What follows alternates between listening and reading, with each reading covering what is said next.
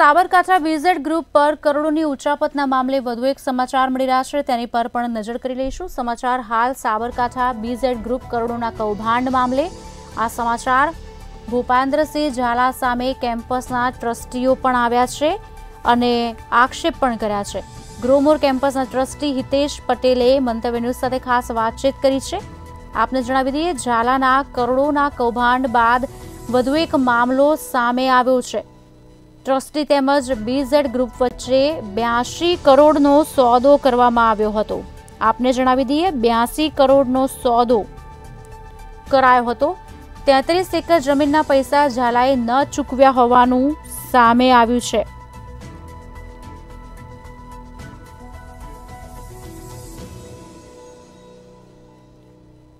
ઝાલા સાથેની 82 કરોડની ડીલમાં 26 કરોડ ટ્રસ્ટીઓને આપ્યા। વર્ષ 2023માં ગ્રોમોર કેમ્પસની વાત થઈ હતી। ટ્રસ્ટી તેમજ બીઝેડ ગ્રુપ વચ્ચે 82 કરોડમાં સોદો થયો હતો।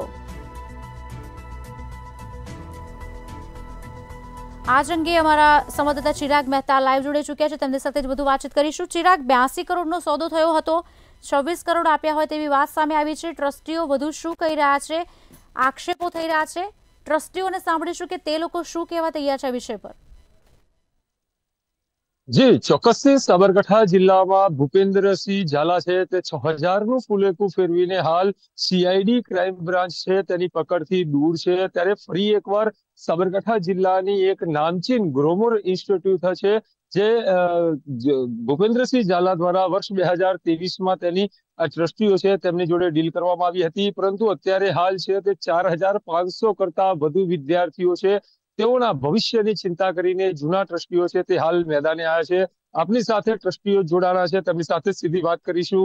હિતેશભાઈ, મંતવ્ય ન્યૂઝમાં આપનું સ્વાગત છે। ખાસ કરીને ગ્રોમોર ની વાત કરવામાં આવેલે બીઝેડ ગ્રુપ સાથે આની ડીલ થઈ હતી, કયા સમયે આની ડીલ થઈ હતી ને અત્યારે આની પરિસ્થિતિ શું છે? મૂળ તો 2006ની અંદર ગ્રોમોર ફાઉન્ડેશનની સ્થાપના 17 વર્ષ એ બીજના વટવૃક્ષ તરફ લઈ જવાની અમારી જે મહેનત હતી, દરેક ટ્રસ્ટી મિત્ર અત્યારે સાથે છીએ। પણ બીજેડ સાથે એટલે ભૂપેન્દ્રસિંહ સાથેની જે ડીલ છે 3/12 એટલે 3 ડિસેમ્બર 2023ના રોજ હું એવું કહું કે ટ્રસ્ટ એ વિષય એવો છે કે જ્યાં મેનેજમેન્ટ ચેન્જ થતું હોય છે કે જેની ડીલ ના હોય, એટલે આપણે ભૂપેન્દ્રસિંહ સાથે એક કમિટમેન્ટના બેઝ ઉપર કે આ સંસ્થાને ભૂપેન્દ્રસિંહના શબ્દ પ્રમાણે યુનિવર્સિટી તરફ આગળ લઈ જાય અને જે પણ વિદ્યાર્થીઓ છે એ ભવિષ્ય એનું ઉજળું રહે એ રીતે આ સંસ્થાને આગળ વધારી શકે, એ જ કન્ડિશન અને એ જ કમિટમેન્ટ સાથે અમે એમની સાથે ડીલ કરેલું। અમારા વ્યક્તિગત 31 એકર માલિકીની જગ્યા સાથે અને ટ્રસ્ટના મેનેજમેન્ટમાં એમને એન્ટર કરવાના શરતે 81 કરોડ અને 50 લાખની અંદર અમે આ પૂરી સંસ્થાનું એમની સાથે એક ડીલ, એક એમઓયુ કરેલું છે। સમય સાથે 3 હપ્તાની અંદર આ પેમેન્ટ એમને અમને ચૂકવવાનું હતું, જે પૈકી પ્રથમ હપ્તામાં 26 કરોડ રૂપિયા કે જે અમને અમારી લાયબિલિટી જે હતી અમારા ટ્રસ્ટની અંદર એ લાયબિલિટી ચૂકવવા માટે આપ્યા। અમે અમારી લાયબિલિટી ચૂકવી। એ સંદર્ભે અમારા 6 ટ્રસ્ટીઓ કે જે ગ્રોમોર ફાઉન્ડેશનમાં હતા એમને રાજીનામા આપ્યા અને ભૂપેન્દ્રસિંહ તથા અન્ય 2 નવા ટ્રસ્ટીઓ એટલે ટોટલ 3 ટ્રસ્ટીઓ એમના ફાઉન્ડેશનમાં એ લોકોએ એન્ટર કર્યા। સમય સાથે મે 31, 2024ના રોજ બીજો હપ્તો કે જે અમને ચૂકવવાનો હતો, અંદાજિત 26 કરોડ રૂપિયાની જે રકમ છે એ ન ચૂકવ્યા, એટલે સ્ટીલ ટુડે એટલે આપણે નવેમ્બર 2024 સુધી પણ એ રકમ એ અમને ચૂકવી નથી શક્યા। અનેક વખત આપણે એમના સંપર્ક કરવાના પ્રયત્નો કર્યા, મળે ન મળે તો એ કમિટમેન્ટ આપે, પણ એ કમિટમેન્ટ એમનું ફેલ જતું। પછી સમય સાથે આ વિષય આવ્યો, સીબીઆઈ ક્રાઇમ એન્ટર થઈ, એ વ્યક્તિ આજે આપણા સંપર્કમાં પણ નથી કે ભૂગર્ભમાં છે એવી પણ વાત છે। તો હવે હું વ્યક્તિગત રીતે ગ્રોમોર ફાઉન્ડેશનના એક સંચાલક તરીકે ચિંતા વ્યક્ત કરું છું કે આગળના સમયની અંદર 4500થી વધુ વિદ્યાર્થીઓ જ્યારે આ કેમ્પસમાં આજે ભણતા હોય એના ભવિષ્યની એક ચિંતા સાથે હું આપને નિવેદન કરું છું કે આપ પણ શ્રી સરકારને એવું રજૂઆત કરો કે આના વહીવટીય માળખાની અંદર ઝડપથી એન્ટર થાય અને આ વિદ્યાર્થીઓના ભવિષ્યને ક્યાંક બગડતું અટકાઈ શકે, એ જ એક અભ્યર્થના। જે તે સમયે બીઝેડ ગ્રુપના જૂના ટ્રસ્ટીઓ સાથે ભૂપેન્દ્રસિંહ ઝાલા સાથે જે સોદો કરવામાં આવ્યો હતો તે સમયે ટ્રસ્ટની અંદર પણ ફેરફાર કરવામાં આવ્યા હતા। અત્યારે આપના જૂના ટ્રસ્ટીઓમાંથી એ ટ્રસ્ટની અંદર કોઈ પણ સદસ્ય ટ્રસ્ટી છે કે પછી તમામ ટ્રસ્ટીઓ ભૂપેન્દ્રસિંહ ઝાલાની ટીમના છે? ના, આપણા સ્વાભાવિક ન હોય એનું કારણ છે કે એ ચેન્જ ઓફ મેનેજમેન્ટ છે। સમજો અમે મેનેજમેન્ટમાંથી નીકળ્યા છીએ અને એમાં અમારા 6 ટ્રસ્ટી જે હતા એ પૈકી 6 ટ્રસ્ટીએ રાજીનામા આપી અને ટ્રસ્ટમાંથી આજે અમે રાજીનામા આપીને નીકળ્યા. એટલે મતલબ એ ટ્રસ્ટમાં એક પણ ટ્રસ્ટી ગ્રોમર ફાઉન્ડેશનનો આજે નથી. 3 ટ્રસ્ટી ભૂપેન્દ્રસિંહ પોતે અને અન્ય 2, ટોટલ 3 ટ્રસ્ટીઓ અત્યારે ટ્રસ્ટની અંદર વહીવટમાં છે.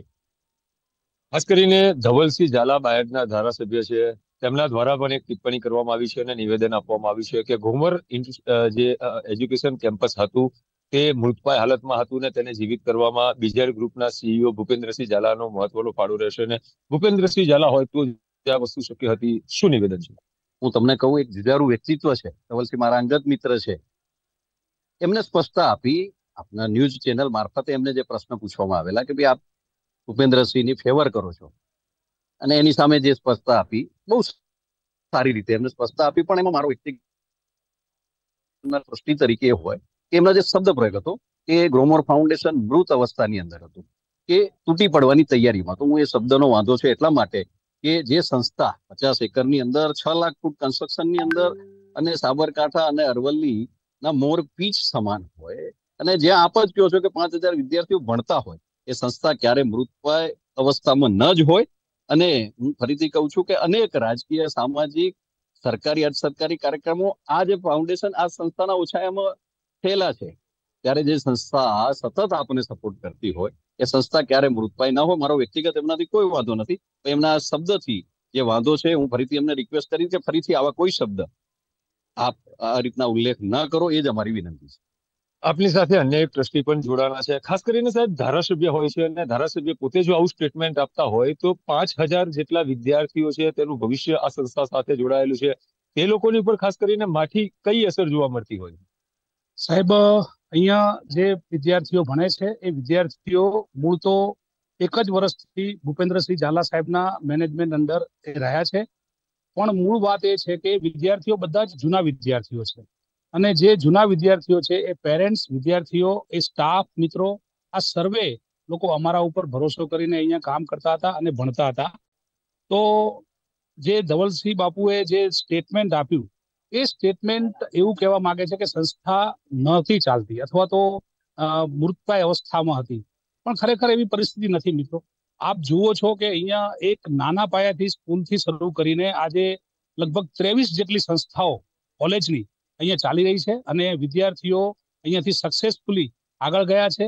અને ઉત્તર ગુજરાતમાં, સાબરકાંઠા અરવલ્લી જ નહીં પણ ઉત્તર ગુજરાત આખામાં આ સંસ્થા જેટલું મોટું કેમ્પસ ક્યાંય નથી. અને આ સંસ્થાની અંદર યુનિવર્સિટીના કાર્યક્રમો, ગુજરાત સરકારના કાર્યક્રમો, એવા અનેકવિધ કાર્યક્રમો અહીંયા થયા છે અને સક્સેસફુલી પૂરા થયા છે, જેના અહીંના વિદ્યાર્થીઓ, અહીંના શહેરના લોકો પણ સાક્ષી છે. અને આ સંસ્થા ખૂબ જ પ્રગતિ કરીને અહીંયા સુધી પહોંચી છે.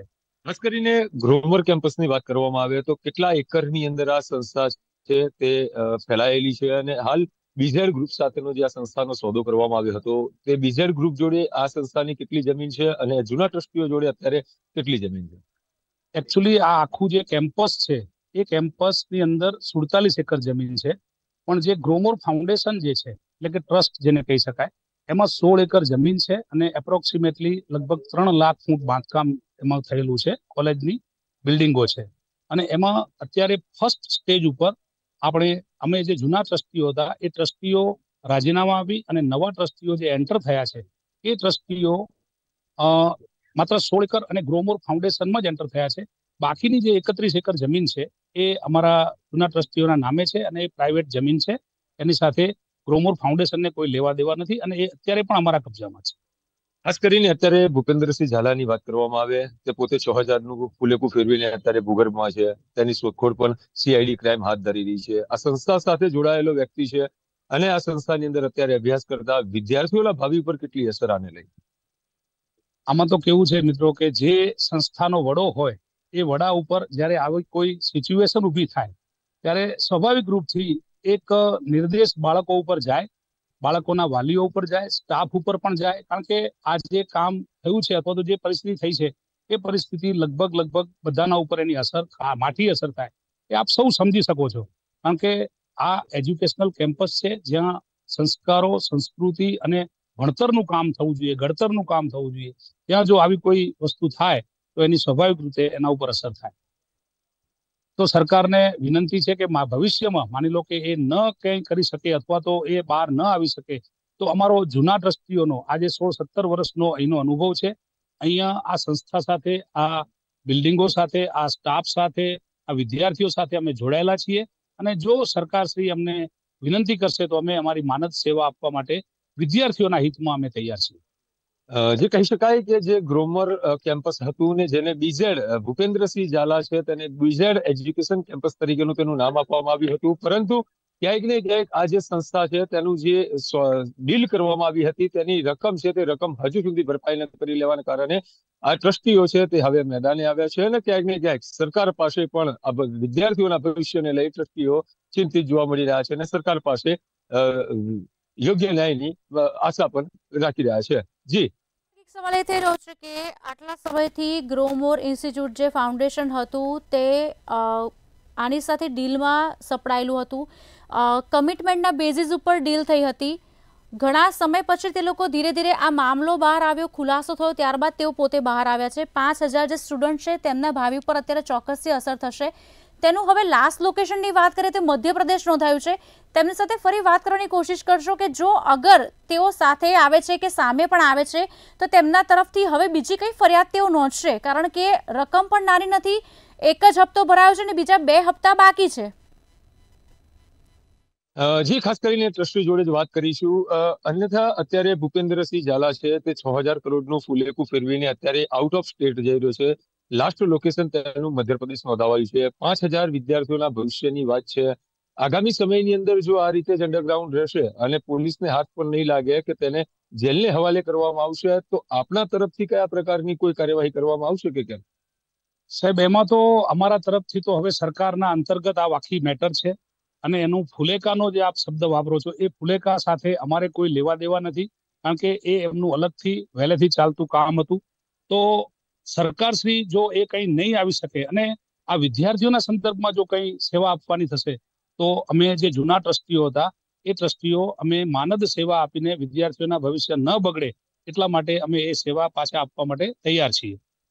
ખાસ કરીને બીઝેડ ગ્રુપ સાથે જે જૂના ટ્રસ્ટીઓની ડીલ થઈ હતી તે પ્રમાણે કયા પ્રકારનું કમિટમેન્ટ કરવામાં આવ્યું હતું, કયા મુખ્ય મુદ્દા છે કે જે આપણે જૂના ટ્રસ્ટીઓને ફાયદારૂપ થાય કે પછી ભૂપેન્દ્રસિંહ ઝાલા છે તેની સાથે કયા પ્રકારનું કમિટમેન્ટ કરવામાં આવ્યું હતું તે સમયે? સાહેબ, આમાં તો એમને જ્યારે અમારી સાથે બેઠા ત્યારે હું પોતે શિક્ષણનો માણસ છું અને એમને મેં એક જ વાત કહેલી કે આ શૈક્ષણિક સંસ્થા છે અને આ સંસ્થાની અંદર આટલા બાળકો ભણી રહ્યા છે તો એ બાળકોના ભવિષ્યને આપણે સાચવવાનું છે. અને ત્યારે એમને એવું કહ્યું હતું કે મારી સાથે પણ કેટલાક એકેડેમિક માણસો જોડાયેલા છે અને એ માણસો સાથે આ સંસ્થાને આગળ યુનિવર્સિટી બને એ લેવલે હું લઈ જઈશ અને એવો એમનો પ્રયત્ન કરીશ, એવી એમની વાત હતી.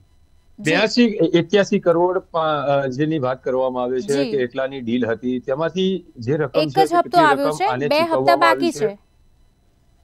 એક જ હપ્તો આવ્યો છે અને હજુ 2 હપ્તા બાકી છે. તે બાબતે કયા પ્રકારની કાર્યવાહી કરવામાં આવશે? સાહેબ, અત્યારે તો અમને એક હપ્તો એમને ચૂકવ્યો છે અને બીજો હપ્તો જે છે એ 31મી મે પહેલા ચૂકવવાનો હતો પણ એ ચૂકવી શક્યા નથી અને ત્યારબાદ પણ અમારી ઘણી બધી વખત એમની સાથે વાતચીત થઈ છે અને એ વાતચીત દરમિયાન એમને કમિટમેન્ટ આપેલા પણ એ કમિટમેન્ટ પૂરા થયા નથી અને અત્યારે અમે લીગલ કાર્યવાહી એમાં કરી શકીએ એમ છીએ, પરંતુ વિદ્યાર્થીઓ અહીંયા ભણી રહ્યા છે એટલે અત્યારે વિદ્યાર્થીઓના ભવિષ્ય ઉપર કોઈ અસર ના થાય એટલા માટે અમે અત્યારે વિચારીને આગળ બધું સમજીને એ કાર્યવાહી આગળ કરીશું. અગર ભૂપેન્દ્રસિંહ ઝાલા હાથ લાગી જાય છે તો લાગ્યા બાદ કયા પ્રકારની કાર્યવાહી કરશે? કારણ કે ભવિષ્યનો સવાલ ચોક્કસથી અમે સમજી શકીએ છીએ કે જે સ્ટુડન્ટ છે ત્યાં આગળ ભણી રહ્યા છે, પણ અગર એ હાથમાં આવી ગયો તો એમના તરફથી કઈ કાર્યવાહી કરવામાં આવશે? જે ભૂપેન્દ્રસિંહ ઝાલા અત્યારે અંડરગ્રાઉન્ડ છે તે પોલીસને હાથ નથી લાગી રહ્યો. જો આવનાર સમયની અંદર ભૂપેન્દ્રસિંહ ઝાલા છે તે પોલીસને હાથ લાગે છે અને જો જેલની સળિયાની પાછળ ધકેલવામાં આવે છે તો અત્યાર સુધીમાં તેને આપેલા વચનો મુજબ હજુ સુધી તેને 2 હપ્તાની ચૂકવણી તો આપને સમયસર કરી નથી અને આગામી સમયમાં પણ જો આ રકમની ચૂકવણી કરવામાં ન આવે તો વિદ્યાર્થીઓના ભવિષ્ય પર કેટલી અસર ને વિદ્યાર્થીઓના ભવિષ્યનું શું? વિદ્યાર્થીઓ તો ઓલરેડી ગ્રોમોર ફાઉન્ડેશનની અંદર ભણી રહ્યા છે અને એ ગ્રોમોર ફાઉન્ડેશનની જે મિલકત છે એ અમે ટ્રસ્ટના નામે એમને કરી આપેલી છે અને બાકીની જે જગ્યા છે એ જગ્યા તો અમારા પર્સનલ નામે છે એટલે એના સાથે બીજો કોઈ ઇસ્યુ છે નહીં અત્યારે. જે ક્યાંક ટ્રસ્ટીઓ છે તે પણ અત્યારે સરકાર પાસે વહીવટદારની નિમણૂક થાય તે પ્રમાણેની આશા રાખી રહ્યા છે. જી આભાર ચિરાગ, સમગ્ર માહિતી આપવા બદલ. વધુ માહિતી આપની પાસેથી લેતા રહીશું. તો ફરી વખત આપને જણાવી દઈએ, ગ્રો મોર ફાઉન્ડેશન 82 કરોડનો સોદો જે કમિટમેન્ટના બેઝિસ પર સંસ્થા સાથે આગળ વધારવામાં આવ્યો હતો ને તે અંગે જ ડીલ કરવામાં આવી હતી, પણ એક હપ્તો 26 કરોડનો ચૂકવ્યો, ત્યારબાદના તમામ જે હપ્તા બાકીના બચે છે તે ભર્યા જ નથી. હવે હાલ તે માણસનું લાસ્ટ લોકેશન મધ્યપ્રદેશ બોલાઈ રહ્યું છે. ટ્રસ્ટીઓએ ચિંતા વ્યક્ત કરી છે. 5000 જેટલા વિદ્યાર્થીઓ છે જેનું ભવિષ્ય સામે પ્રશ્નાર્થ થઈ રહ્યો છે. 23 જેટલી સંસ્થાઓ આ ફાઉન્ડેશનમાં ચાલી રહી છે અને ઉત્તર ગુજરાતમાં આ સંસ્થા જેટલું મોટું કોઈ કેમ્પસ નથી તેવું તેમના ટ્રસ્ટીઓનું કહેવું છે.